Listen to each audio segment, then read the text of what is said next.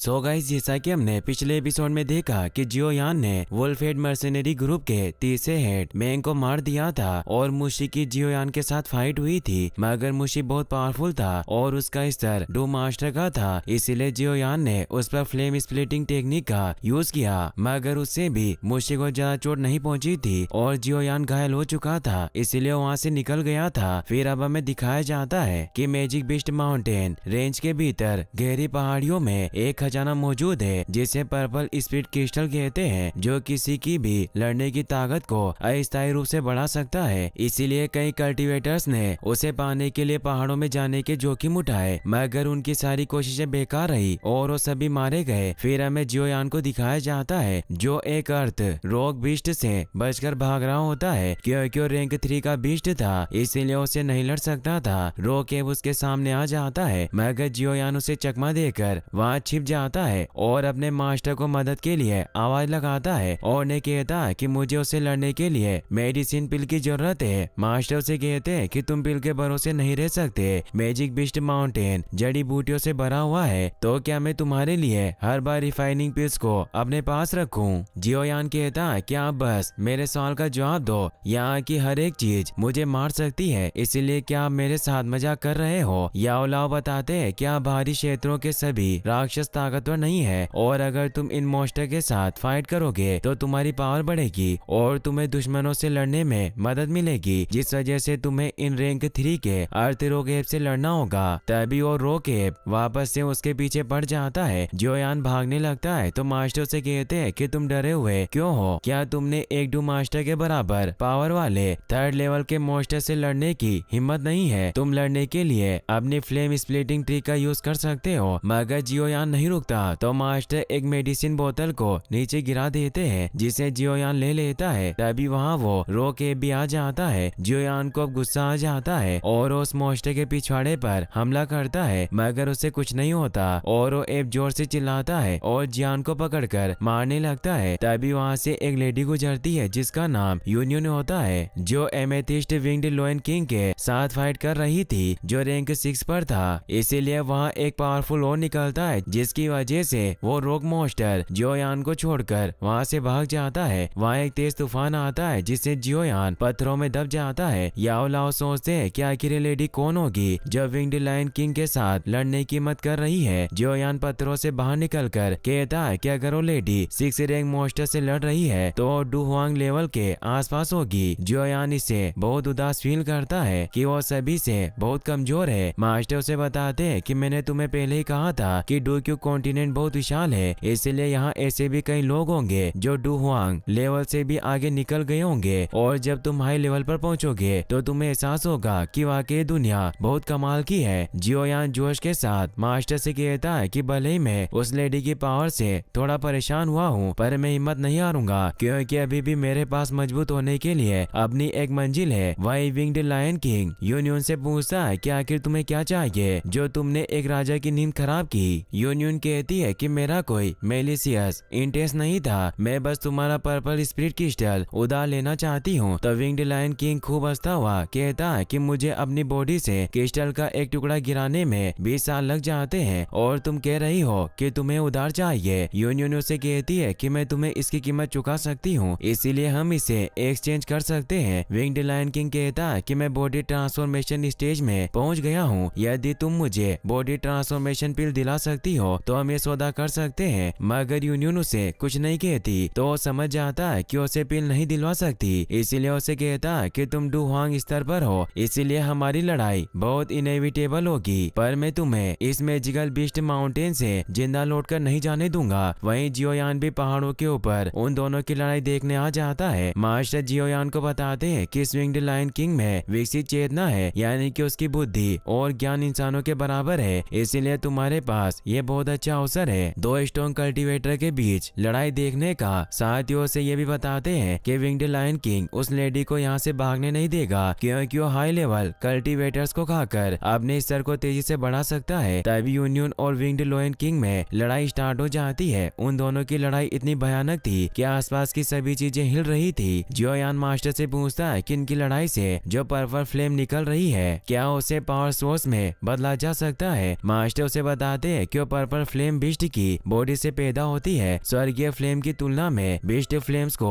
वश में करना कठिन होता है। जियोयान उनकी बात समझ जाता है। मास्टर उसे ये भी बताते हैं कि इस माउंटेन में बाकी के जो बीस्ट हैं वो कम से कम 3 लेवल के बीस्ट हैं, जिन्होंने भी कुछ मात्रा में इंटेलिजेंस को विकसित कर लिया है। पर विंग्ड लायन किंग उन्हें अपने पैरों तले कंट्रोल करके रखता है और उसे रैंक 5 का जानवर दिखाकर कहते हैं कि इनकी तुलना डुवांग कल्टीवेटर से की जा सकती है और ये बीस्ट अच्छी तरह जानते हैं कि अगर वो इस लड़ाई में इंटरफेयर करेंगे तो ये विंग्ड लोयन किंग का अपमान होगा। जियोयान को समझ आता है कि विंग्ड लोयन एक किंग है जिसके सामने कोई आने की हिम्मत नहीं कर सकता, क्योंकि उस अकेले में ही एक पूरी सेना को नष्ट करने की काबिलियत है। वहीं यूनियन विंग्ड लायन किंग पर अपनी स्वॉर्ड से हमला करती है तो वो भी उस पर अपनी फायर से पलटवार करता है, मगर यूनियन अपनी विंड फोर्स फील्ड से खुद को प्रोटेक्ट करती है तो अपने क्लो से उस शील्ड से उसे तोड़ देता है। यूनियन उसे कहती है कि अगर तुम मुझे वो पर्पल क्रिस्टल दे दोगे तो मैं तुम्हें कभी तक नहीं करूंगी। गुस्से में विंग्ड लायन किंग अपनी सीलिंग टेक्निक को एक्टिवेट करने लगता है, जिसे देखकर मास्टर जियोयान से कहते हैं कि वो लेडी इस पावर का सामना नहीं कर पाएगी और वो अभी गंभीर संकट में है। विंग्ड लायन किंग अपनी क्रिस्टल सील को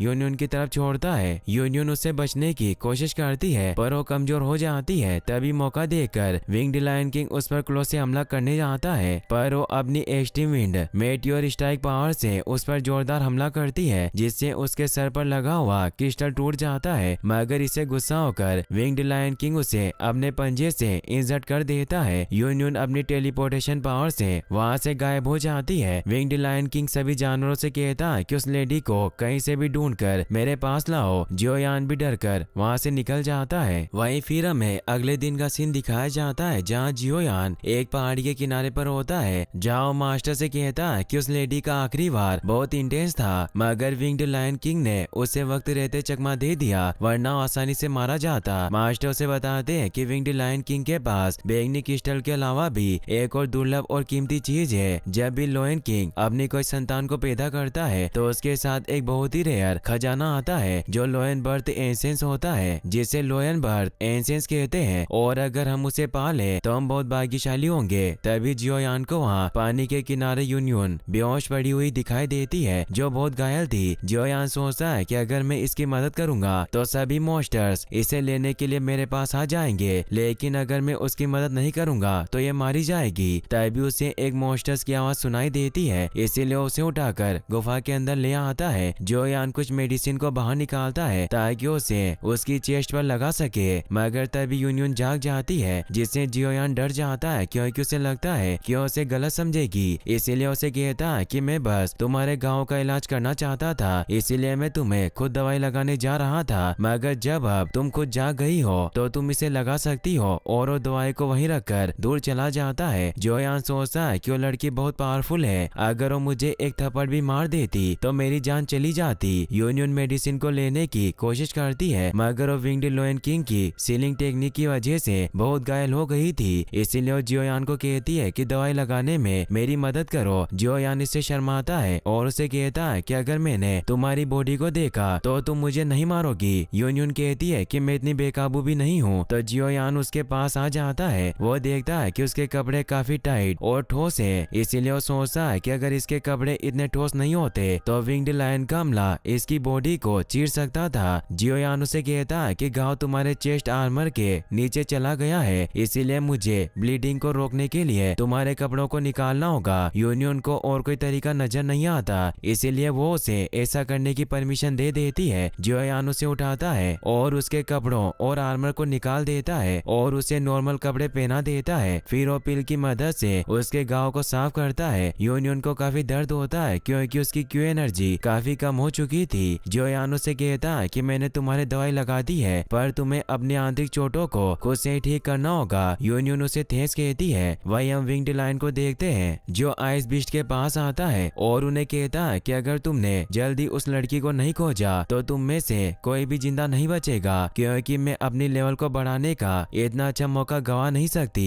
और वो हंसने लगता है। अगले दिन हम जियोयान को देखते हैं जिसे मास्टर कहते हैं कि इस समय उस लड़की की देखभाल करना थोड़ा मुश्किल काम है। जियोयान कहता है कि अभी उसे मेरी जरूरत है, तो मास्टर से कहते हैं कि वो लड़की अभी कमजोर स्थिति में है, इसीलिए तुम्हें उसका फायदा उठाना चाहिए, क्योंकि अगर वो तुम्हारे प्यार में पड़ गई तो तुम्हारी एक पर्सनल पर्सनल बॉडीगार्ड होगी जो डुहुआंग लेवल पर है, जिसका मतलब यह है कि तुम एक सुरक्षित यात्रा कर सकते हो। जियोयान मास्टर से कहता है कि आप ये क्या कह रहे हैं, आपके विचार बिल्कुल भी अच्छे नहीं है। वैसे भी अगर मैंने उस लड़की के बारे में कुछ गलत सोचा तो सबसे पहले मुझे मार देगी। जियोयान जब वापस गुफा में जाता है तो वो देखता है कि यूनियन की हालत में अब सुधार है, इसीलिए उससे पूछता है कि तुम कैसा महसूस कर रही हो। यूनियन कहती है कि 2 दिन आराम करने के बाद मेरी चोटें अब ज्यादा गंभीर नहीं है, मगर विंग्ड लायन किंग ने मेरे ऊपर जो सील लगाई उसे हटने में कुछ दिन और लगेंगे। जियोयान उसे कहता है कि तुम कुछ दिन और इस गुफा में छिपी रह सकती हो, वो मॉन्स्टर्स तुम्हें इतनी जल्दी नहीं ढूंढ पाएंगे। यूनियन उसे कहती है कि क्या तुम बहादुर नहीं हो, तुम सिर्फ डू पेटिशनर हो, लेकिन फिर भी तुम इतनी दूर यहाँ बिस्ट माउंटेन में आ गए। जियोयान कहता है कि मेरे पास कोई रास्ता नहीं था, मैं यहाँ किसी को ढूंढने आया था, और उससे पूछता है कि तुम्हारा क्या नाम है। यूनियन उसे अपना असली नाम नहीं बताती और कहती है कि मेरा नाम यूनजी है। जियोयान उसे अपना नाम बताने लगता है, मगर अंदर से मास्टर से कहते हैं कि इस लड़की पर भरोसा मत करो। तो जियोयान भी उसे अपना असली नाम नहीं बताता और कहता है कि मेरा नाम याओयान है। अब वो खाने के लिए मछली बनाता है और उससे पूछता है कि तुम्हारी सील हटने के बाद क्या तुम वापस विंग्ड लायन पर हमला करोगी। यूनियन कहती है कि मुझे वो पर्पल क्रिस्टल हासिल करना है। जियोयान कहता है कि क्या तुम उसे इसीलिए हासिल करना चाहती हो ताकि तुम अपने लेवल को तेजी से बढ़ा सको।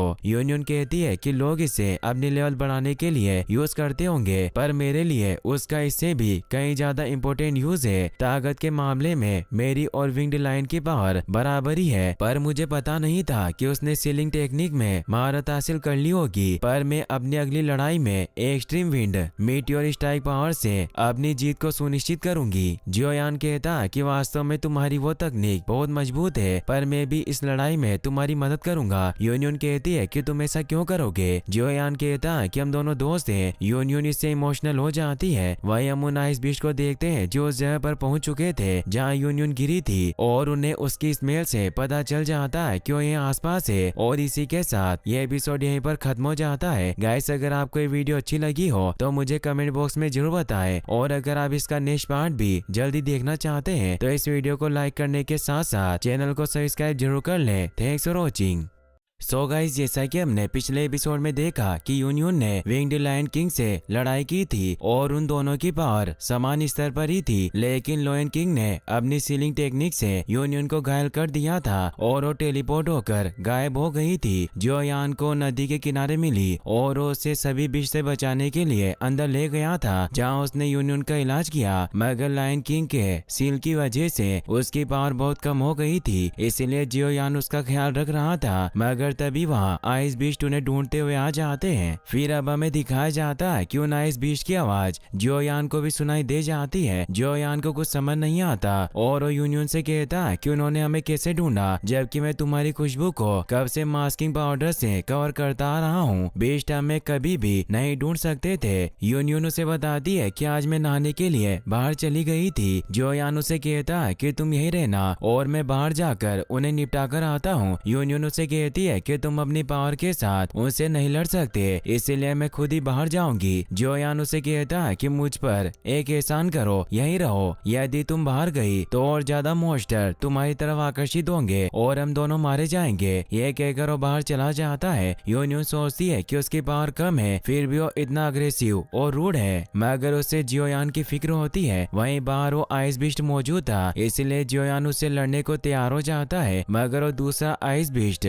जियोयान पर पीछे से हमला करने के लिए तैयार खड़ा था और उस पर हमला करने के लिए छलांग लगाता है, मगर जियोयान किसी तरह उन आइस बीस्ट को खत्म कर देता है। फिर हम देखते हैं कि जियोयान उन बीस्ट को मारकर घायल हालत में अंदर आता है। यूनियन जियोयान को जिंदा देखकर खुश होती है। जियोयान उसे कहता है कि अब दोबारा बाहर मत जाना। ये कहते ही वो उसके बाहों में बेहोश हो जाती है। जियोयान की जब आंख खुलती है तो उसे मेडिसिन पिला रही होती है। जियोयान उसे कहता है कि तुम मुझे मौत के घाट उतारने वाली थी, वो तो मेरी किस्मत अच्छी थी जो मैं बच गया। यूनियन उससे पूछती है कि क्या अब तुम ठीक हो। जियोयान उसे कहता है कि मेरी चोट ज्यादा नहीं है, वो सिर्फ रैंक 2 के बीस्ट थे। अगर वो रैंक 3 या उससे ज्यादा के बीस्ट होते तो शायद आज मैं जिंदा नहीं होता। यूनियन उससे माफी मांगती है कि मुझे उम्मीद नहीं थी कि ऐसा कुछ होगा। जियोयान कहता है कि इस बारे में भूल जाओ, मैंने भी तुम्हें पहले इस बारे में नहीं बताया। तभी जियोयान का पेट भूख की वजह से आवाज करने लगता है, तो जियोयान मछली पकाने जाने लगता है। यूनियन उसे कहती है कि तुम आराम करो और अब ये वक्त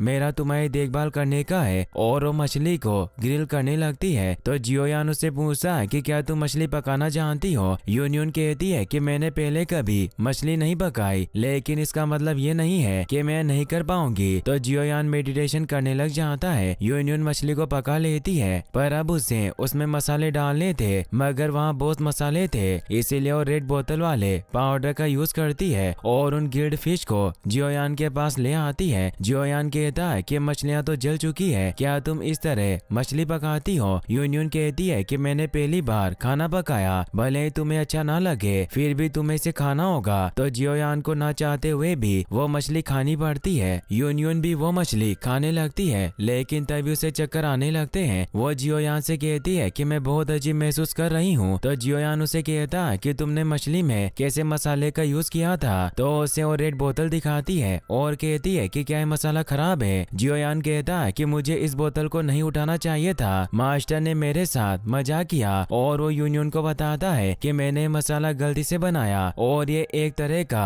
लव पोशन है। यूनियन को इससे उस पर गुस्सा आता है और उसे कहती है कि तुम इतनी कम उम्र में ऐसे काम कर रहे हो और इन्हें बनाना सिखाने वाला मास्टर भी बेशरम होगा। याओ लाओ हंसने लगते हैं। तो जियोयान उन्हें शांत रहने को कहता है। यूनियन कहती है कि मैं अब और इस गुफा में नहीं रह सकती, मुझे बाहर जाना होगा। तो जियोयान उसका हाथ पकड़कर उसे रोक लेता है, जिससे उसके ऊपर गिर जाती है। जियोयान उसे कहता है कि तुम बाहर नहीं जा सकती, क्योंकि बाहर ऐसे भी मंकी बीस्ट हैं जो इंसानी औरतों में दिलचस्पी रखते हैं। यूनियन उस सीरम की वजह से जियोयान की तरफ अट्रैक्ट होती है और उसे किस करने लग जाती है। जियोयान भी उसे किस करने लग जाता है। यूनियन जब थोड़े होश में आती है तो उसे कहती है कि तुम्हें मेरे साथ क्या कर रहे हो, मगर वो खुद भी उस लव पोशन की वजह से उसकी तरफ अट्रैक्ट हो रही थी। इसीलिए उसे कहती है कि अगर मैंने अपनी वर्जिनिटी खो दी तो मैं खुद तुम्हें मार डालूंगी। जियोयान अपने मास्टर को कहता है कि मैं इस पोशन के असर को कैसे दूर करूं। याओ लाओ हंसते हुए कहते हैं कि तुम्हारे पास एक उत्तम अवसर है, इसलिए मेरा मानना है कि इस लड़की को अपना बना लो, क्योंकि इसका जियामा साम्राज्य में एक बहुत ऊंचा दर्जा होगा। जियोयान कहता है कि आप क्या बकवास कर रहे हैं, यूनियन उस तरह की लेडी नहीं है, और उसे पत्थरों पर सुला देता है। मास्टर उसे कहते हैं कि तुम्हें लव पोशन के असर को खत्म करने के लिए अपनी डूक्यू एनर्जी को अपनी उंगलियों पर इकट्ठा करना होगा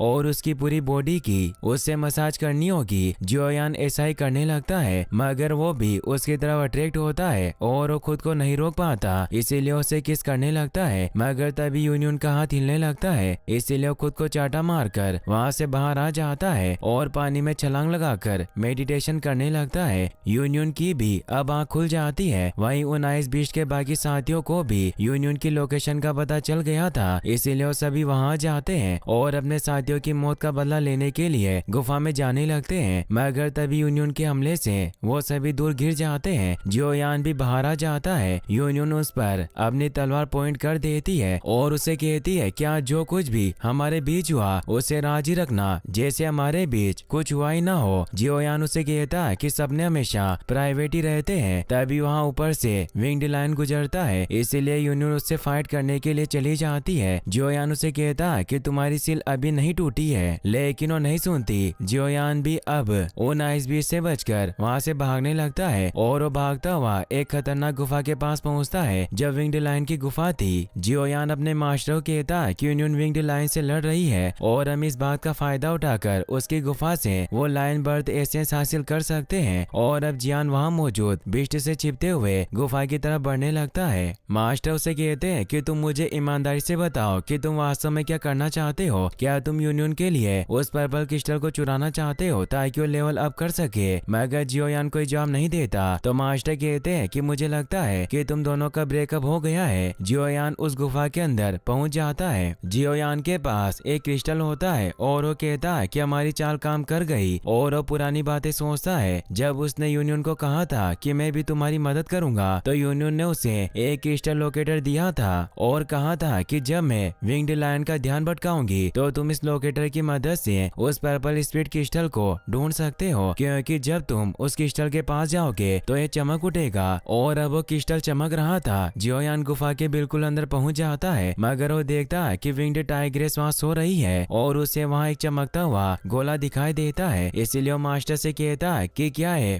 पर्पल स्पिरिट क्रिस्टल है। मास्टर उसे बताते हैं कि लोयन बर्थ एसेंस होना चाहिए। इस बर्थ एसेंस में नीत ऊर्जा बहुत प्रभावशाली होती है। अगर कोई रैंक 4 वाला बीस्ट इस सार को निगलता है तो बीस्ट तुरंत लेवल 5 पर पहुंच सकता है। जियोयान कहता है कि कमाल का है और उस टाइग्रेस को बाहर भगाने के लिए उसकी तरफ एक पर्पल स्मोकिंग फ्रूट फेंकता है, क्योंकि लेवल 3 बीस्ट होने की वजह से उसे हरा नहीं सकता था, इसीलिए ऊपर दीवार से चिपक कर छिप जाता है। मास्टर कहते हैं कि क्या तुमने इसमें जहर मिलाया? तभी वो टाइग्रेस उस फल से आकर्षित होकर उसे खा लेती है। मास्टर जियोयान को बताते हैं कि अगर तुमने इसे जहर दिया होगा तो इसका उस पर कोई असर नहीं होगा, क्योंकि इनमें पोषण के प्रति एक गुड रेजिस्टेंस होता है। तभी उस टाइग्रेस को कुछ होने की वजह से वो वहाँ से बाहर भाग जाती है। जियोयान मास्टर को कहता है कि मैंने उसमें जहर नहीं बल्कि एक रोचक फॉर्मूला मिलाया था, और अब जियोयान उस एसेंस को हासिल करने के लिए उसकी तरफ छलांग लगाकर उस गोले को पकड़ लेता है, मगर उसे दर्द होने की वजह से वो दूर गिर जाता है। मास्टर बताते हैं कि इसमें पाशिक बल है, इसीलिए तुम इसे हासिल नहीं कर सकते, पर तुम इसे खोलने का प्रयास कर सकते हो। जियोयान उस लोकेटर को बाहर निकालता है और उसे वहाँ एक जेम के अंदर वो पर्पल स्पिरिट क्रिस्टल मिल जाता है, जिससे वो खुश होता है। फिर वो उस क्रिस्टल से उस गोले पर हमला करके उसमें से एसेंस निकालने लगता है। तो जियोयान उन्हें जेट बोटल्स में भर लेता है, मगर उस एसेंस की कुछ बूंदें नीचे गिर गई थी। तभी वहाँ वो टाइग्रेस भी आने लगती है। जियोयान उस नीचे पड़े एसेंस को चाट कर खा लेता है। मास्टर उसे मना करते हुए कहते हैं कि इस एसेंस को तुम्हारा शरीर सहन नहीं कर पाएगा। जियोयान कहता है कि मैं इसे बर्बाद नहीं कर सकता था, और अब वो वहाँ से बाहर भागने लगता है। तभी टाइग्रेस उस पर हमला करती है, मगर उसके वहाँ से बच जाता है। जियोयान उससे बचकर वहाँ से भागने लगता है। मास्टर उसे कहते हैं कि तुम भाग क्यों रहे हो? जियोयान कहता है कि वो लेवल 3 का बीस्ट है, इसीलिए मैं उसे पीटना नहीं चाहता, मगर वो बीस्ट वापस उसका पीछा करती है। तभी जियोयान पर उस एसेंस का असर होने लगता है, जिससे उस बीस्ट के हमले से उसकी स्पीड बूस्ट हो जाती है। जियोयान को एसेंस की वजह से दर्द होने लगता है और उसका दिल जोर से धड़कने लग जाता है। वो टाइग्रेस जियोयान पर हमला करने आने लगती है, लेकिन जियोयान भी उस पर हमला करता है, जिससे वो दोनों दूर गिर जाते हैं। जियोयान खुद को संभाल नहीं पा रहा था, तभी वो टाइग्रेस के हमले से बाहर आकर गिरता है। जियोयान को लगता है कि उसका अंत निकट आ गया है। वहीं यूनियन अभी भी टाइगर किंग से लड़ रही होती है, मगर वो अभी इतनी ताकतवर नहीं थी, इसीलिए जिस वजह से वो अपनी विंग्ड स्ट्राइक पावर से उस पर हमला नहीं कर पा रही थी, और लायन किंग उसे मारने के लिए अपनी पावर को एक्टिवेट करने लगता है। जियोयान यूनियन को बचाने के लिए वापस खड़ा हो जाता है। उसे उसके साथ बिताए हुए लम्हे याद आने लगते हैं, और अब वो उस एसेंस की बोतल को अपने हाथ में फोड़ लेता है, जिससे उसकी पावर और बढ़ने लगती है। बेस्ट उसकी तरफ बढ़ने लगते हैं। यूनियन भी उसे देख लेती है। जियोयान अपनी फ्लेम स्प्लिटिंग पावर का यूज करके टाइगर किंग की तरफ एक हमला करता है, जिससे यूनियन भी आगे से हट जाती है, जिससे हमला सीधा टाइगर किंग को जाकर लगता है। यूनियन की भी जान बच जाती है, मगर जियोयान कमजोर होकर नीचे गिरने लगता है। यूनियन उसे पकड़ लेती है और उसे इस हालत में देखकर काफी इमोशनल हो जाती है। सभी बीस्ट उन पर हमला करने के लिए आने लगते हैं, लेकिन यूनियन एक्सट्रीम विंड पावर से उन पर हमला करने को तैयार होती है, मगर ये सीन यही कट हो जाता है। फिर हमें दिखाया जाता है कि जियोयान की जब आँख खुलती है तो वो पानी के किनारे लेटा होता है। जियोयान को लगता है कि यूनियन चली गई है। वहीं हम ऊपर पहाड़ पर यूनियन को देखते हैं, जो जियोयान को देख रही थी। वो जियोयान को थैंक्स कहती है, क्योंकि अब उसे पर्पल स्पिरिट क्रिस्टल मिल चुका था। वो कहती है कि जियोयान, जिसे तुम दोस्त कहते हो, उसका मेरी दुनिया में काफी अलग मतलब है, और तुम्हारी वजह से मैं इतने सालों के बाद किसी के लिए फीलिंग्स को महसूस कर पाई हूँ, और हम दोबारा वापस जरूर मिलेंगे। ये कहकर वहाँ से उड़ जाती है। जियोयान को भी उसके आसपास होने का एहसास होता है, मगर उसे लगता है कि उसका भ्रम होगा। मास्टर जियोयान को बताते हैं कि तुम 9 स्टार डू प्रैक्टिशनर बन गए हो, और यहीं पर यह एपिसोड खत्म हो जाता है। गाइस, अगर आपको एपिसोड अच्छा लगा हो तो इस वीडियो को लाइक करने के साथ साथ चैनल को सब्सक्राइब जरूर कर लेना, और आपको एपिसोड कैसा लगा एक बार कमेंट बॉक्स में भी जरूर बता देना। Thanks for watching.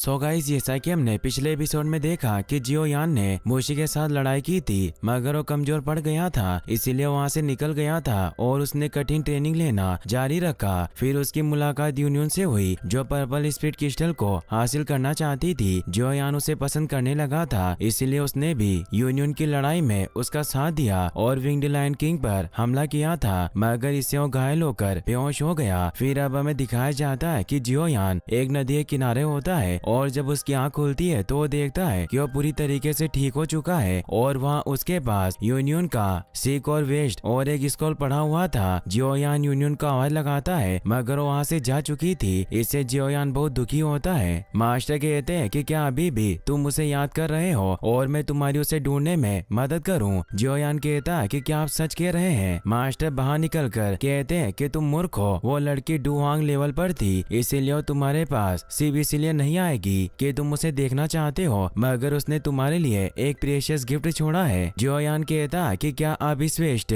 और इस फाइटिंग स्क्रॉल की बात कर रहे हैं। मास्टर उसे बताते हैं कि उसका गिफ्ट और भी बड़ा है और उसे लेवल चेक करने को कहते हैं। जियोयान जब अपना लेवल चेक करता है तो उसे पता चलता है कि वो 9 स्टार डू प्रैक्टिशनर बन चुका है, जिससे वो हैरान होकर मास्टर से पूछता है कि कैसे हुआ। मास्टर बताते हैं कि कल रात हालात बहुत खतरनाक हो गए, तुम्हारी जान जाने वाली थी। मुझे लगा कि वो लड़की तुम्हें छोड़कर जा रही है और मैं तुम्हें बचाने के लिए बाहर आने वाला था, लेकिन उस लड़की ने अपनी जान जोखिम में डाली और उसने तुम्हारी बॉडी से लगकर अपनी डोकी पावर को तुम्हारे साथ जोड़ लिया ताकि उसकी एनर्जी तुम्हारे पर्पल फ्लेम को गाइड कर सके, जिससे तुम पर्पल फ्लेम पर काबू कर पाए और तुम्हारी सभी चोटें ठीक हुई। साथ ही से तुम्हारी पावर भी बढ़ गई, मगर वो तुम्हारे जागने से पहले ही यहाँ से चली गई। मास्टर जियोयान से वो स्क्रॉल ले लेते हैं जिसमें लेवल 2 फाइटिंग टेक्निक थी, जिसका नाम एक्सप्लोडिंग स्टेप्स था। मास्टर जियोयान से कहते हैं कि अब तुमने 2 लेवल को जंप कर लिया है, पर तुम्हारी फाउंडेशन अभी भी स्टेबल नहीं है, इसीलिए तुम्हें कड़ी मेहनत करनी होगी। मगर तुम मुशी को हराना चाहते हो। जियोयान ट्रेनिंग लेने लग जाता है। मास्टर उसे एक्सप्लोडिंग स्टेप टेक्निक का यूज करके बताते हैं, जिसके लिए वो तेजी से जंप करते हैं और ऑक्टेन ब्लास्ट पावर से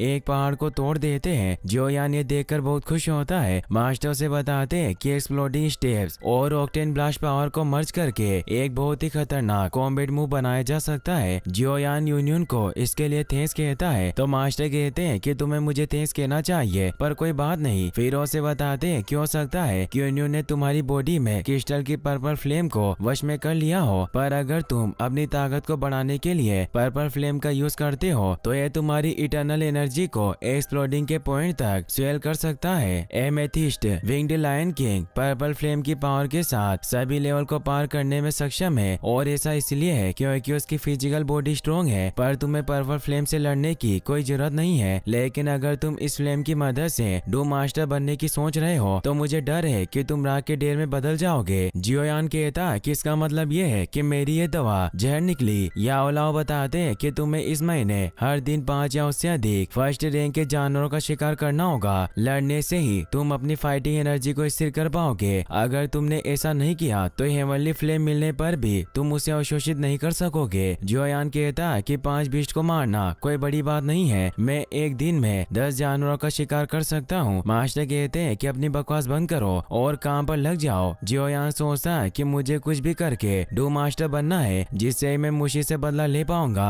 फिर हम लिंगर नाम की एक लड़की को देखते हैं जो कागिंग नाम के आदमी के साथ भाग रही होती है, क्योंकि वुल्फहेड मर्सेनरी ग्रुप के लोग उनके पीछे थे। लिंगर काफी थक जाती है और वो कामेंग से कहती है कि मैं अब और नहीं भाग सकती। तभी उन्हें वुल्फहेड मर्सेनरी ग्रुप के पास आने की आवाज आती है, इसीलिए कागिंग लिंगर से कहता है कि तुम्हें भागते रहना होगा। लिंगर भागने लगती है, मगर वो नीचे गिर जाती है और कागिंग से कहती है कि मैं अब और नहीं भाग सकती, इसीलिए तुम मुझे छोड़कर चले जाओ। मगर कागिंग अपनी तलवार निकालकर गेनमो का सामना करने के लिए तैयार हो जाता है। तभी वहाँ जियोयान आ जाता है, जो उसे कहता है कि गेनमो जो वुल्फहेड ग्रुप का सेकंड चीफ है, क्या तुम उसी से डरकर भाग रहे हो। कागिंग जियोयान को बताता है कि हमारे लूट को चुराना चाहता है और वो लिंगर को भी अपने साथ ले जाना चाहता है। जियोयान उसे कहता है कि मैं भी गेनमो से खेलना चाहता हूँ, पर तुम कौन हो। कागिंग बताता है कि मैं ब्लडी बैटल मर्सिनरी ग्रुप से हूँ और ये मेरी साथी लिंगर है। लिंगर जियोयान से कहती है कि तुम बच्चे यहाँ क्या कर रहे हो, मुझे लगता है कि तुम अहंकारी बनने का दिखावा कर रहे हो, इसीलिए तुम जहाँ से आए हो वहीं चले जाओ। तब यहाँ गेनमो गेनमो अपने साथियों के साथ आने लगता है तो जियोयान पहले आगे चला जाता है और वो जैसे ही एक पेड़ पर जंप करता है तो नीचे गिर जाता है, जिसे देखकर लिंगर कहती है कि बच्चा सचमुच पागल है, इसीलिए हमें भी उसकी मदद करनी चाहिए। कागेंग कहता है कि तुम सही कह रही हो, हम साथ लड़कर सभी जीवित रह सकते हैं। जियोयान गेनमो और उसके साथियों के सामने आ जाता है और अपनी एक्सप्लोडिंग स्टेप्स टेक्निक का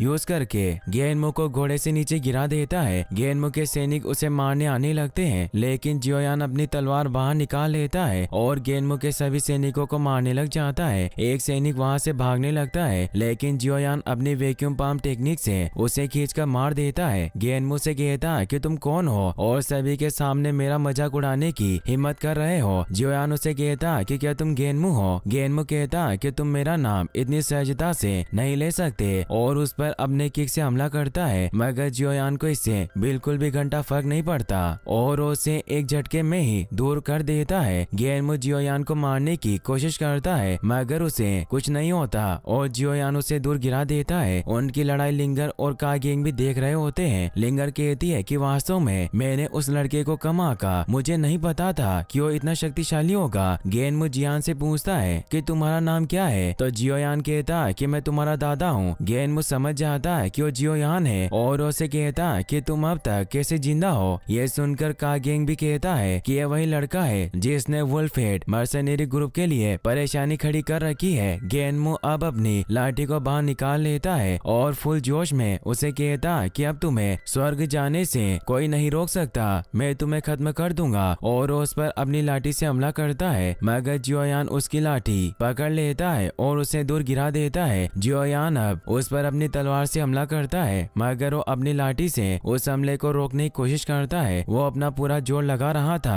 क्योंकि वो तलवार बहुत भारी थी। जियोयान उसे कहता है कि आज मेरी नहीं तुम्हारी मृत्यु का दिन है और अपने पर्पल फ्लेम को एक्टिवेट करके उसे दूर फेंक देता है। ये हमला इतना पावरफुल था कि वहाँ दरारें पड़ने लगती है, मगर गेनमो को कुछ नहीं हुआ था, इसीलिए जियोयान उछलकर तलवार से उसे मारने लगता है, लेकिन गेनमो यीजिन का नाम लेता है जिससे वो रुक जाता है। गेनमो से बताता है कि मेरे पास यीजिन के बारे में इंफॉर्मेशन है, उसे 1000 मेडिसिन हाउस के मिस्टर आओ ने अपने हाउस में कैद कर रखा है और वो एक दुष्ट आदमी है जो यीजिन का फायदा उठाने की कोशिश कर रहा है और यहाँ तक कि हमारा बॉस मुशी भी उससे डरता है। और मुझे लगता है कि मिस्टर आओ ने यीजिन को अपने पास सिर्फ कैजुअल ड्रिंक्स के लिए नहीं रखा, बल्कि वो रेनबो पॉइजन बुक को हासिल करना चाहता है। जियोयान सोचता है कि यीजिन की जान को गंभीर खतरा है, तभी गेनमो कागेंग पर हमला कर देता है और लिंगर से कहता है कि तुम मेरी बंधक बनोगी और उसे पकड़कर जाने लगता है, मगर तभी जियोयान लिंगर के आगे आ जाता है और एक्सप्लोडिंग स्टेप्स टेक्निक से गेनमो को जान से मार देता है, मगर वो एक सैनिक को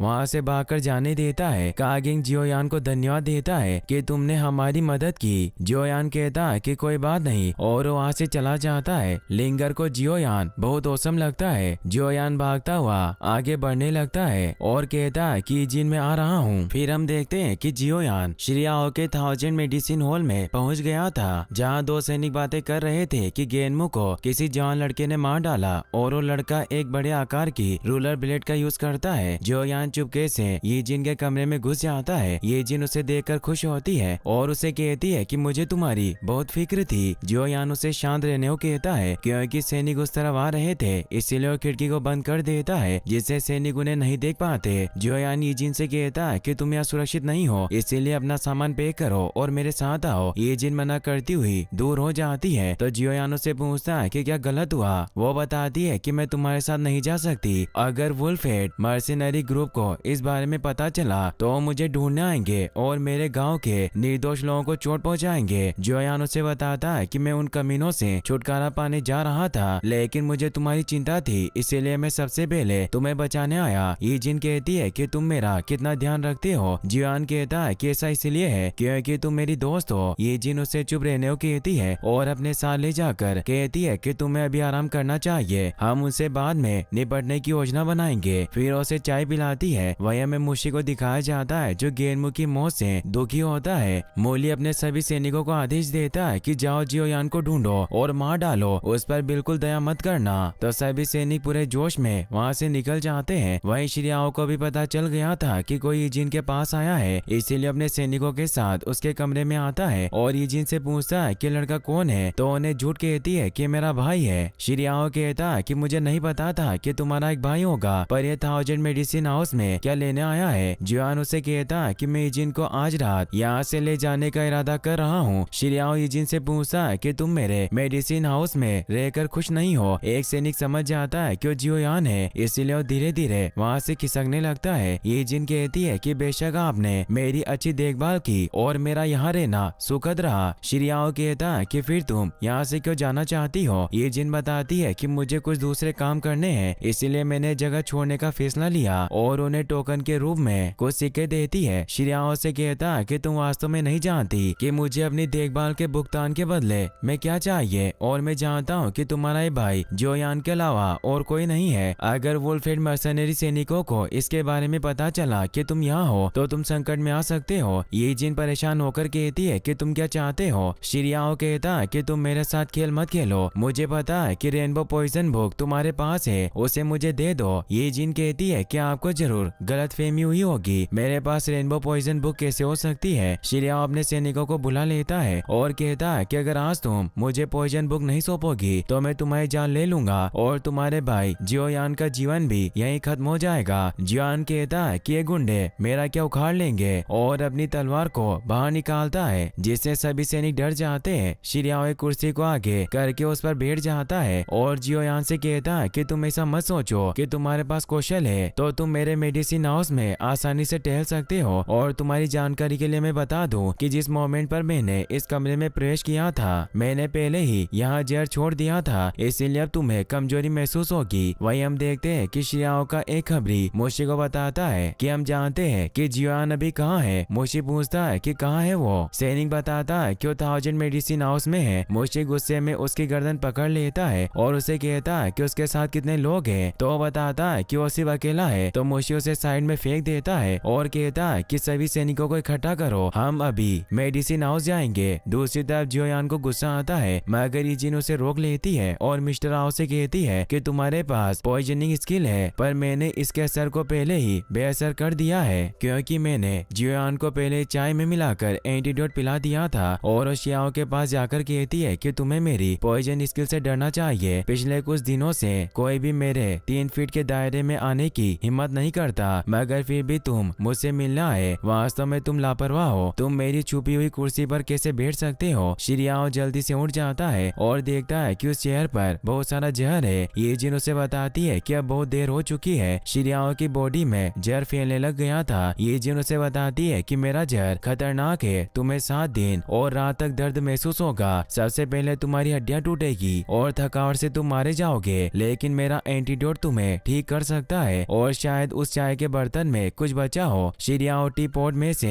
एंटीडोट पीने लगता है लेकिन उसमें कुछ नहीं बचा था। ईजिन कहती है कि खाली है, ये अच्छा नहीं हुआ। शिरियाओ को गुस्सा आता है मगर वो कुछ नहीं कर सकता था और अपने घुटनों पर बैठकर उसे कहता है कि अपनों के खातिर तुम मुझे जिंदा छोड़ दो, मुझे अभी जीना है। ईजिन उसे कहती है कि तुम हमें जाने दो और मैं तुम्हें एंटीडोट दूंगी। शिरियाओ अपने सैनिकों को वहाँ से चले जाने को कहता है। सैनिक बाहर चले जाते हैं। ईजिन जियोयान को कहती है कि अब हमें चलना चाहिए। जियोयान कहता है कि मुझे नहीं पता था कि तुम इतनी चालाक होगी। ईजिन उसे बाहर लेकर आती है और अपनी ईगल को आप बुला लेती है जिसका नाम जियोलेन था। शिरियाओ बाहर आता है और कहता है कि अब मुझे एंटीडोट दे दो। जियोयान और ईजिन ईगल पर बैठकर जाने लगते हैं और जाते जाते ईजिन उसे एंटीडोट दे देती है और कहती है कि दूसरों के लिए मतलबी होना छोड़ दो। शिरियाओ उसे एंटीडोट के लिए थैंक्स कहता है। फिर हम देखते हैं कि मुशी के सभी सैनिक मेडिसिन हाउस की सीमा के बाहर जियोयान की प्रतीक्षा कर रहे थे। तभी जियोयान वहाँ जाता है। जियोयान मुशी से कहता है कि मैं तुमसे वापस लड़ना चाहता हूँ, तो मुशी अपने सभी सैनिकों को आगे भेज देता है। जियोयान मुशी से कहता है कि तुम्हें इतना समय हो गया लेकिन अभी भी तुम अपने सैनिकों के पीछे छिपकर रहते हो। मुशी कहता है कि एक रणनीति है। जियोयान कहता है कि तुम्हारे पीछे जो मूर्ख है वो भी ऐसे ही स्टूपिड आइडिया के साथ आया था। मुशी अपने सैनिकों को उसे मारने को कहता है जिससे वो आगे बढ़ने लगते हैं। जियोयान अभी अपनी तलवार से उन्हें खत्म करने लगता है और वो पर्पल फ्लेम का भी यूज करता है। ये जीन भी जियोयान की मदद करती है और वो पॉइजन से सैनिकों पर हमला करती है जिससे वो सभी खत्म हो जाते हैं। मुशी जियोयान से कहता है कि मैं तुमसे नहीं डरता और अब देखते हैं कि तुम मेरी डोकी पावर के खिलाफ कैसा प्रदर्शन करते हो। और वो अपना स्पीयर लेकर लड़ने को तैयार हो जाता है और फिनिक्स स्टेप टेक्निक से जियोयान पर हमला करने करने लगता है। जियोयान उसके हमले से बचता है और उस पर भी अपनी एक्सप्लोडिंग स्टेप टेक्निक से हमला करता है, मगर मुशी सिजलिंग स्टिंग पावर से जियोयान के हमले को रोक देता है और जियोयान दूर चला जाता है और उसकी तलवार वहीं गिर जाती है। मुशी कहता है क्या चाहे कुछ भी हो पर तुम यही मरने वाले हो। जियोयान कहता है कि तुमने पिछली बार भी ऐसे ही शब्द कहे थे। मुशी जियोयान की तलवार उठाने लगता है, मगर वो काफी भारी होने की वजह से उसे बहुत मुश्किल होती है। जियोयान कहता है कि इसे चलाना इतना आसान नहीं है और वो मुशी पर फायर पाम टेक्निक से हमला करके वैक्यूमेंट पावर से अपनी तलवार को वापस ले लेता है। जियोयान अब उस पर एक्सप्लोडिंग स्टेप्स और ऑक्टेन ब्लास्ट ट्रिक को मर्ज करके हमला करता है, जिससे मुशी के सीने में ब्लास्ट होता है और वो दूर गिर जाता है। मुशी कहता है कि मुझे नहीं पता था कि डू प्रैक्टिशनर को भी इतनी एडवांस फाइटिंग टेक्निक के बारे में पता होगा और अब मैं तुम्हें अपनी नई डेवलप टेक्निक दिखाऊंगा। और उसे बताता है कि तुम्हें ओरिजिन को जो तीसरा बॉक्स मिला था उसे मैंने खोल लिया, जिससे मुझे हाई लेवल फाइटिंग टेक्निक मिली, जिससे तुम अब मर जाओगे। और जियोयान पर हमला करने लगता है। जियोयान भी इससे थोड़ा डर जाता है और अपने मास्टर से कहता है कि मुझे नहीं पता था कि मुशी उस बॉक्स को जबरदस्ती खोल लेगा और अब मैं उससे नहीं लड़ सकता। मास्टर उसे कहते हैं कि अपनी फ्लेम का यूज करो। जियोयान पर्पल फ्लेम को एक्टिवेट कर लेता है। मुशी जियोयान पर वाइल्ड लाइन रोर पावर से हमला करता है, मगर जियोयान उस पर अपनी फ्लेम स्प्लिटिंग सुनामी टेक्निक से हमला करता है, जिससे उसकी power low and roar power को रोक देती है और वहाँ एक भंवर बन जाता है, जिससे मुशी के सैनिक चपेट में आ जाते हैं और मुशी भी उस पर्पल फ्लेम की चपेट में आ गया था, जिससे वो मारा जाता है। ये जिन जियोयान के पास आ जाती है और उससे पूछती है कि क्या तुम ठीक हो। जियोयान कहता है कि मैं ठीक हूँ। तभी सैनिक के भेष में छिपा हुआ मूली जियोयान पर धोखे से हमला कर देता है और उसे तलवार से इंजर्ड कर देता है। जियोयान उसे दूर फेंक देता है। ये जिन काफी दुखी होती है कि मेरी वजह से तुम्हें चोट लगी। जियोयान उसे कहता है कि मैं ठीक हूँ, मैंने सेफ्टी आर्मर पहना है। ये जिन कहती है कि तुम वास्तव में कमाल हो, पर तुम थके हुए हो, इसीलिए मैं तुम्हें कुछ देर शांति से विश्राम करवाने के लिए एक जगह लेकर चलना चाहती हूँ। जियोयान कहता है कि तुम्हारा बहुत बहुत धन्यवाद और वो दोनों ईगल पर बैठकर वहाँ से निकल जाते हैं और यहीं पर यह एपिसोड खत्म हो जाता है। गाइस, अगर आप इसका नेक्स्ट पार्ट भी जल्दी देखना चाहते हैं तो इस वीडियो को लाइक करने के साथ साथ चैनल को सब्सक्राइब जरूर कर लें। Thanks for watching.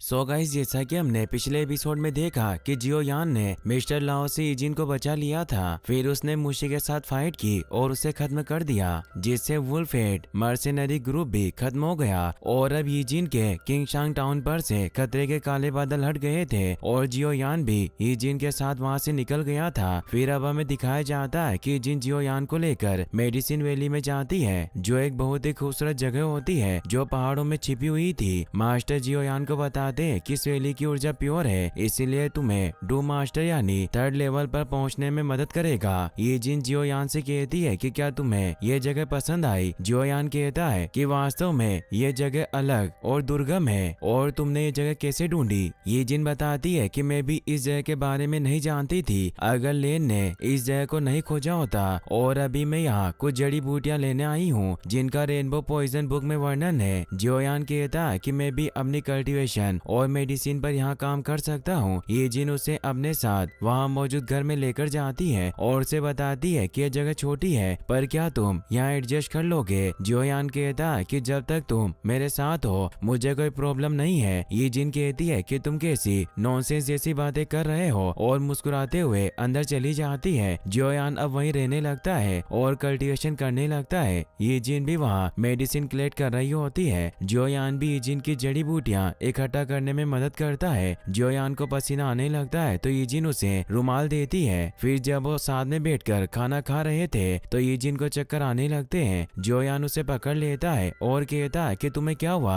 यीजिन कहती है कि शायद मैं जड़ी बूटियां इकट्ठा करते हुए थक गई और इसमें कोई गंभीर बात नहीं है और वो डांस करने लग जाती है। उसका डांस देखकर जियोयान ख्यालों में खो जाता है। तभी मास्टर खांसते हैं और जियोयान को याद आता है कि उसे बिस्ट कोर को ढूंढना है, इसीलिए यीजिन उनसे कहता है कि मैं भी वैली से बाहर जा रहा हूँ, लेकिन मैं अंधेरा होने से पहले वापस आ जाऊंगा और तुम मेरी फिक्र मत करना, और वो वहाँ से चला जाता है। फिर हम देखते हैं कि मास्टर जियोयान को जंगल में एक जगह पर लेकर आ गए थे। जियोयान मास्टर से कहता है कि क्या आपको पूरा यकीन है कि हम यहाँ रैंक 2 आइस बीस्ट को पकड़ सकते हैं। मास्टर उसके सर में मारकर कहते हैं कि तुम अपने मास्टर की इज्जत करना भूल गए हो, और क्या ये सब यीजिन के साथ रहने से हुआ। जियोयान कहता है कि ऐसा नहीं है। मास्टर उसे बताते हैं कि वो जगह है जहाँ आमतौर पर आइस बीस्ट पाए जाते हैं। जरूरी नहीं है कि यहाँ सिर्फ रैंक 2 के आइस बीस्ट मिले। वही हम एक आंख वाले डीमन को देखते हैं जो लिंगर और कागेंग पर हमला कर रहा होता है, और वो उसे नहीं जीत पा रहे थे। वो बीस्ट लिंगर को मारने के लिए आगे बढ़ता है, मगर तभी वहाँ पर कागेंग की बहन आ जाती है जिसका नाम किंगे था, जो उस बीस्ट को अपने खंजर से मार देती है। फिर वो लिंगर से पूछती है कि क्या तुम ठीक हो। लिंगर नामे जवाब देती है और उन्हें बताती है कि गेनमू से लड़ाई के बाद मैं और कागेंग पूरी तरह से ठीक नहीं हुए हैं, और उन बीस्ट को मारना बस थोड़ा जबरदस्त है। किंगे उसे कहती है कि तुम चिंता मत करो, मैं यहाँ तुम्हारे साथ हूँ। तभी वहाँ एक आइस बीस्ट आ जाता है जिससे वो डर जाते हैं क्योंकि वो सेकंड लेवल के बीस्ट का सामना नहीं कर सकते थे। वो बीस्ट उन पर अपने आइस स्पाइक से हमला करता है। किंगे बचाव में उसकी तरफ खंजर फेंकती है, मगर वो आइस स्पाइक फिर भी उसकी चेस्ट पर लग जाता है जिससे वो घायल हो जाती है, और वो बीस्ट वापस से उन पर अपने स्पाइक से हमला करता है। लेकिन तभी जियोयान अपनी तलवार वहाँ फेंक कर उन्हें बचा लेता है, और अब जियोयान भी वहाँ जाता है और अपनी एक्सप्लोडिंग स्टेप्स और ऑक्टेन ब्लास्टिक का यूज करके उस आइस बीस्ट को जान से मार देता है, और उसकी गर्दन में आइस को चेक करता है, लेकिन उसमें कोई कोड नहीं होता, जिससे वो निराश हो जाता है। लिंगर जियोयान को देखकर खुश होती है और दौड़कर उसके पास आ जाती है। वो उसे कहती है कि तुम बिल्कुल सही समय पर आए। कागेंग उसे कहता है कि भाई तुमने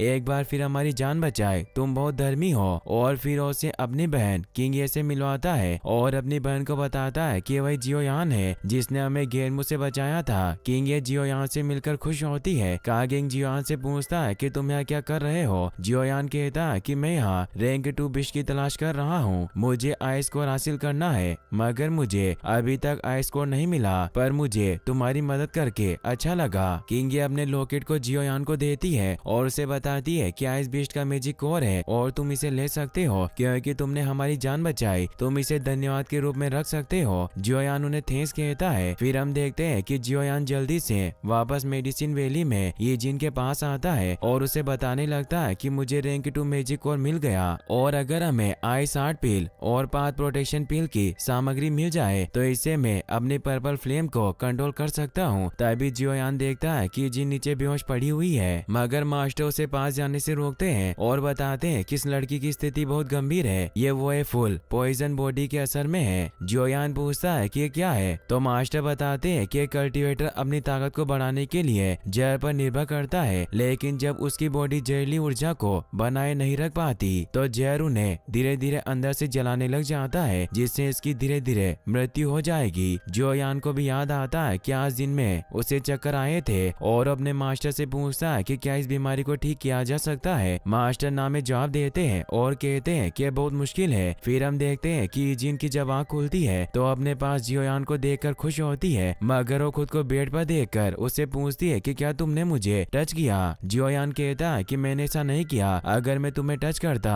तो तुम्हारी जहरीली बॉडी की वजह से मैं ऐसे ही मर गया होता, और तुम चिंता मत करो, मैं अब तुम्हारा ख्याल रखूंगा और हम साथ मिलकर तुम्हारी इस पॉइजन बॉडी बीमारी से छुटकारा पाने का कोई ना कोई तरीका जरूर निकाल लेंगे। अब वो यीजिन के लिए दवाई बनाने लगता है। यीजिन उसे कहती है कि मैं डूक्यू कॉन्टिनेंट की यात्रा करना चाहती हूँ, क्या तुम भी मेरे साथ चलोगे। जियोयान उसे कहता है कि तुम अपने बीमार शरीर के साथ घूमने के सपने कैसे देख सकती हो। मैंने फैसला किया कि मैं तुम्हें अपने साथ लेकर जाऊंगा और हम तुम्हारी बीमारी का इलाज ढूंढ कर रहेंगे, ये मेरा वादा है। यीजिन इससे खुश होती है। अब वो वापस आराम करने लगती है। अगले दिन जब उसकी आँख खुलती है तो बेड से उठने लगती है, मगर तभी उसे चक्कर आने लगते हैं। जियोयान वहाँ आकर उसे संभालता है और कहता है कि तुम्हें आराम करना चाहिए। यीजिन कहती है कि मैं बिल्कुल ठीक हूँ और मैं तुम्हारे साथ कॉन्टिनेंट की यात्रा करने के लिए बहुत उत्सुक हूँ, और क्या तुम्हें वो मटेरियल मिले जिसकी तुम्हें तलाश थी। जियोयान कहता है कि मुझे कुछ हर्ब मिली, पर वो काफी नहीं है, इसीलिए मैं कल और ज्यादा उन्हें ढूंढने की कोशिश करूंगा। फिर हम आखिरकार इस जगह को छोड़कर जा सकते हैं। यीजिन इससे बहुत खुश हुई, कहती है कि क्या तुम मेरे साथ बाहर घूमने चलोगे। जियोयान मान जाता है। फिर वो दोनों साथ में बाहर ताजिया खाने आ जाते हैं। वो दोनों साथ बैठे हुए थे। ये जिन सोच रही होती है कि अच्छी चीजें जिंदगी में बहुत कम होती है और वो जियोयान से कहती है कि काश हम हमेशा ऐसे ही साथ रह पाते तो ये कितना अच्छा होता। जियोयान कहता है कि तुम चिंता मत करो, जब तक तुम ठीक नहीं हो जाती मैं तुम्हें नहीं छोड़ूंगा। तभी बारिश होने लगती है। जियोयान कहता है कि हमें अब घर में चलना चाहिए। ये जिन कहती है कि मुझे बस थोड़ी देर और यहीं रुकना है और वो जियोयान के कंधे पर सर रखकर सो जाती है। फिर हम अगले दिन देखते हैं कि जियोयान अपनी जरूरत के सारे रॉ मटेरियल लेकर वापस ईजिन के पास आता है, मगर वो देखता है कि ईजिन घर में कहीं नहीं होती और उसे वहाँ ईजिन का एक लेटर मिलता है जिसमें उसने लिखा था कि मैं जा रही हूँ और तुम मुझे खोजने मत आना। तुम्हें अच्छे से ट्रेनिंग लेनी चाहिए। मेरी बीमारी की वजह से तुम्हारा ध्यान भंग होगा और जहाँ तक मेरा सवाल है मेरे पास बहुत अधूरे काम है जिन्हें मुझे पूरा करना है और तुमसे मिलना एक सपने जैसा था जिसका अंत होना तय था। जियोयान इससे काफी दुखी होता है और बाहर पहाड़ों पर ईजिन को ढूंढने आता है, मगर वो उसे कहीं नहीं मिलती। जियोयान को ईजिन के साथ बिताए पुराने लम्हे याद आते हैं। मास्टर जियोयान को कहते हैं कि वो फुल पॉइजन बॉडी का कोई इलाज नहीं है, इसीलिए वो नहीं चाहती थी कि तुम अपना समय बर्बाद करो। वो एक बहुत समझदार लड़की थी। जियोयान ईजिन के लेटर को बाहर निकालता है और कहता है कि एक दिन मैं निश्चित रूप से तुम्हारा इलाज करूंगा। फिर हम देखते हैं कि जियोयान ईजिन के जाने के बाद अब कल्टीवेशन करने लग गया था, जिससे जियोयान की डोरमेंट एम्बिशन जाग गई थी और वो कुछ ही दिनों में पर्पल फ्लेम का यूज करने में कुशल हो गया, जब तक कि वो खुद का कंबाइंड फ्लेम मंत्र का उपयोग न करे। और अब जियोयान 1 स्टारडू मास्टर बन गया था, यानी उसकी पावर 3rd लेवल के बीच के बराबर हो गई थी। अब जियोयान और उसके मास्टर ने टेगर रेगिस्तान जाने की योजना बनाई ताकि वो एक और हेवनली फ्लेम की खोज कर सके, मगर रेगिस्तान तक पहुंचने का रास्ता मोटे पंखों वाले पंछी की पीठ पर सवार होकर पूरा करना पड़ता था और ऐसी एक ही जगह थी जहाँ ये क्रिएचर पाए जाते थे और उस सिटी का नाम था ब्लैक रॉक सिटी। अब हम देखते हैं कि जियोयान एक बग्गी में सवार होकर ब्लैक रॉक सिटी की तरफ बढ़ रहा था और उसे वो बड़े पंखों वाले जीव भी दिखाई देते हैं। जियोयान बग्गी के अंदर आ जाता है और कहता है कि पर्पल फ्लेम को अवशोषित करने के बाद भी मेरा फ्लेम मंत्र केवल एक लेवल इंक्रीज हुआ है। मास्टर से बताते हैं कि उम्मीद के मुताबिक है, क्योंकि फ्लेम मंत्र के विकास के लिए एक हेवनली फ्लेम का होना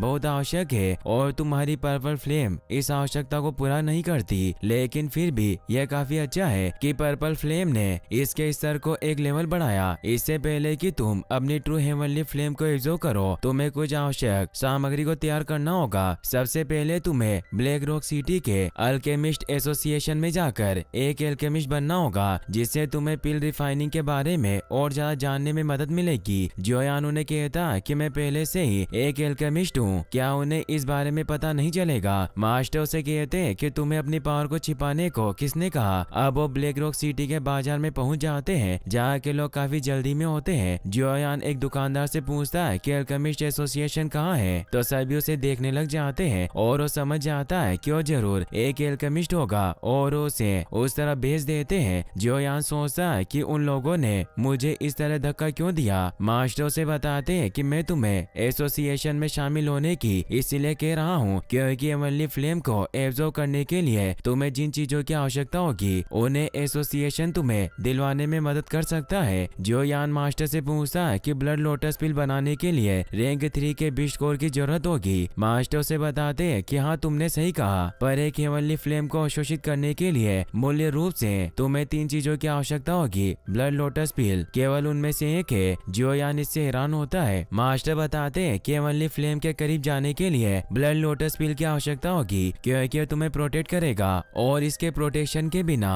एक 2 स्टारडू एम्परर जो 7 लेवल बीस्ट के बराबर होता है वो भी इसे छूने की हिम्मत नहीं कर सकता। साथ ही तुम्हें आयरिस स्पीड कोल्ड फाउंटेन की भी जरूरत होगी, क्योंकि ब्लड लोटस पिल तुम्हारी बाहरी बॉडी की रक्षा करता है, जबकि आइस स्पीड कोल्ड फाउंटेन तुम्हारी आंतरिक बॉडी की रक्षा करेगा। जब तुम हेवनली फ्लेम को शुद्ध करोगे तो यह तुम्हें उसकी विनाशकारी गर्मी से जलने से बचाएगा। और आखिरी चीज जिसकी तुम्हें जरूरत है उसे एक्सेप्टेंस सोल कहते हैं, जो तुम्हारे शरीर के अंदर एक स्पेशल जगह को बनाएगी जिसका उपयोग स्वर्गीय ज्वाला को स्टोर करने के लिए किया जाएगा। जियोयान कहता है कि कितना कष्टदायक है, क्या होगा यदि मैं हेवनली फ्लेम के सामने इन चीजों का यूज ना करूं। मास्टर बताते हैं कि इन तीनों चीजों के बिना हेवनली फ्लेम को हासिल करना मरने जैसा है, लेकिन लेकिन तुम्हें एक्सेप्टेंस सोल की चिंता करने की कोई जरूरत नहीं है। मेरे पास कुछ पुर्जे हैं। जब मैं फ्लेम्स की तलाश किया करता था और अब तुम्हें ब्लड लोटस पिल के लिए रैंक 3 विश कोर और आइस स्पीड कोल्ड फाउंटेन की आवश्यकता होगी। जियोयान कहता है कि मैं उन्हें खोजने की कोशिश करूंगा। तभी उसे एल्केमिस्ट एसोसिएशन दिखाई देता है जो काफी विशाल था। जियोयान उसके अंदर चला जाता है मगर 2 गार्ड उसे रोक लेते हैं और कहते हैं कि क्या बच्चे तुम्हारे पास अंदर जाने के लिए ट्यूटर का सिफारिश लेटर है। जियोयान कहता है कि कौन सा सिफारिश लेटर। तभी वहाँ एक लड़की आती है जिसका नाम लिनफी था और वो अपने मास्टर आओतू के साथ वहाँ आई थी जो ब्लैक रॉक सिटी के टॉप एल्केमिस्ट में से एक है। लिनफी जियोयान को देखती है पर वो उसे भाव नहीं देती क्योंकि वो आज यहाँ एल्केमिस्ट एग्जाम को देने आई थी। मास्टर आओतू जब जियोयान को देखते हैं तो उन्हें अजीब सा लगता है और अंदर जाने लगते हैं। लिनफी अपने मास्टर से पूछती है कि आप उस लड़के के प्रति इतने विनम्र क्यों थे। मास्टर उसे बताते हैं कि उस लड़के में कुछ अलग तो जरूर है। सैनिक जियोयान से पूछते हैं कि क्या तुम्हें अपना रिकमेंडेशन लेटर मिल गया। जियोयान उन्हें बताता है कि मेरे पास कोई लेटर नहीं है। तो जियोयान से पूछते हैं कि तुम्हारा मास्टर कौन है। जियोयान बताता है कि मेरे मास्टर याओ लाओ है। तभी वहाँ एक लड़का आता है जिसका नाम शिंग होता है जो जियोयान को कहता है कि हमने याओ लाओ का नाम कभी नहीं सुना। आजकल बहुत डोंगी गुरु आ रहे हैं। तो जियोयान उसके सर पर आग लगा देता है। सैनिक देखते हैं कि जियोयान ने कंडेंस्ड फायर का यूज किया था यानी वो 4थे लेवल का एल्केमिस्ट है। मगर जियोयान उन्हें कहता है कि मैं लेवल 4 का एल्केमिस्ट नहीं हूँ पर क्या मैं अंदर प्रवेश कर सकता हूँ। और अब वो जियोयान की पावर की वजह से उसे अंदर प्रवेश करने दे देते हैं। अंदर एसोसिएशन हॉल में प्रतियोगिता स्टार्ट होने वाली थी इसीलिए सभी स्टूडेंट तैयार थे मगर वहाँ जूमे नाम की स्टूडेंट अभी तक नहीं आई थी। इसीलिए आओ तो फुलेन से पूछते क्यों कहाँ है और अभी तक क्यों नहीं आई। एग्जाम स्टार्ट होने में कुछ ही समय शेष बचा है। फुलेन कहते हैं क्यों बिल्कुल तैयार है तुम चिंता मत करो। आओ तो कहते हैं कि 10 मिनट बचे हुए हैं और आप प्रेसिडेंट है मगर फिर भी इस एग्जाम को पोस्टपोन नहीं करा सकते। तभी जियोयान वहाँ जाता है। फुलेन उससे पूछते हैं कि क्या तुम भी यहाँ एल्केमिस्ट एग्जाम में हिस्सा लेने आए हो। जियोयान उन्हें प्रणाम करता है। आओ तो फुलेन को बताते हैं कि वही लड़का है जो मुझे काफी अलग लगा और मैंने आपको पहले इसके बारे में बताया था। जियोयान उन दोनों मास्टर से कहता कि मैं आज एल्केमिस्ट टेस्ट के अलावा भी आपसे एक रिक्वेस्ट करना चाहता हूँ कि मुझे कुछ इंग्रेडिएंट को हासिल करने में एसोसिएशन की मदद चाहिए। दोनों मास्टर हंसते हैं और कहते हैं कि तुम्हें एसोसिएशन के सोर्सेज का यूज करने के लिए हमें पहले देखना होगा कि क्या तुम एग्जाम को पास कर पाते हो या नहीं। तभी आज जूमे भी आ जाती है जिसे देखकर बाकी स्टूडेंट कहते हैं कि वाकई में खूबसूरत है। लिनफी को उससे जलन होती है और वो उसे कहती है कि तुम हमेशा लेट आती हो मगर वो उसकी बातों पर ध्यान नहीं देती और अपनी डेस्क पर चली जाती है। लिनफी उसे कहती है कि पिछली बार की तरह अगर तुम इस बार भी फेल हो जाओ तो कोई बात नहीं पर तुम मुझे विचलित मत करना। जूमे उसे कहती है कि मुझसे ज्यादा तुम्हारी फेल होने की संभावना है और तुम रोते हुए मास्टर के पास मत जाना। इससे लिन को गुस्सा आ जाता है। फुलेन उनके झगड़े को देखते हुए कहते हैं कि अब बस करो और जियोयान को भी एक डेस्क लेने को कहते हैं। अब वो एग्जाम स्टार्ट करते हैं। सभी स्टूडेंट एलिक्सिर पिल बनाने लग जाते हैं। मास्टर उन्हें कहते हैं कि सामग्री की कोई चिंता नहीं बस तुम सभी अपना बेस्ट एलिक्सिर बनाने पर ध्यान दो। एलिक्सिर का ग्रेड इस टेस्ट में कोई मायने नहीं रखता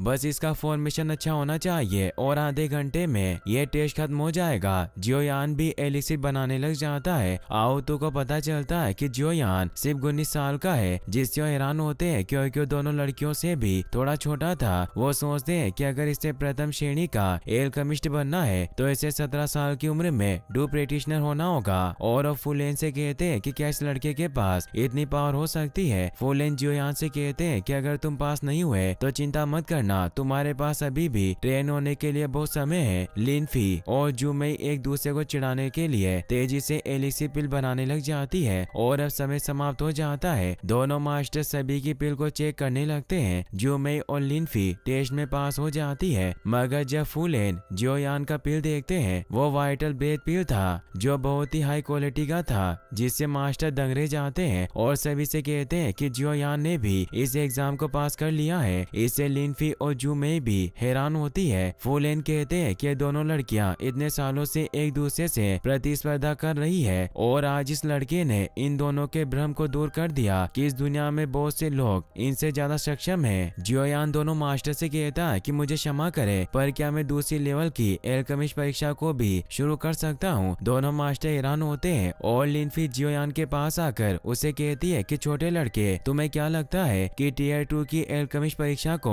पास करना बच्चों का खेल है? इसमें जीतने के लिए न केवल तुम्हें टीयर 2 की पिल बनानी होगी बल्कि तुम्हारा कल्टीवेटर लेवल भी डू मास्टर पर होना चाहिए। और क्या तुम उस स्तर पर हो? जियोयान उसे कहता है कि मैं बस इस एग्जाम को आजमाना चाहता हूँ, मैं इसमें पास हूँ या नहीं इससे कोई फर्क नहीं पड़ता। जुमे कहती है कि लड़का वाकई बहुत घमंडी है और अब उसके सामने एनर्जी रिकवरिंग पिल का स्कोर रखा जाता है। जियोयान थोड़ा परेशान होता है कि टीयर 2 का सबसे उच्च स्तर की पिल है और वास्तव में इसकी गिनती तीसरी श्रेणी में होनी चाहिए और वो सोचता है कि क्या इन दोनों मास्टर के पास कोई सिद्धांत नहीं है। लिनफी जियोयान को चिढ़ाने लगती है। आओ तो उसे ऐसा करने से मना करते हैं। जियोयान अब उस पिल को बनाने के लिए अपनी पर्पल फ्लेम को एक्टिवेट कर लेता है, जिसे देखकर सभी हैरान रह जाते हैं कि उसके पास एक हेवनली फ्लेम है। आओ तो कहते हैं कि इसकी बहुत कम संभावना है कि यह लड़का अपनी वर्तमान शक्ति के साथ एक हेवनली फ्लेम को कंट्रोल कर सकता है। फुलेन कहते हैं कि तुमने सही कहा, पर इस लड़के की फ्लेम पर्पल कलर की क्यों है? आओ तो कहते हैं कि मैंने आपको पहले ही बताया था कि जब मैं इस लड़के से मिला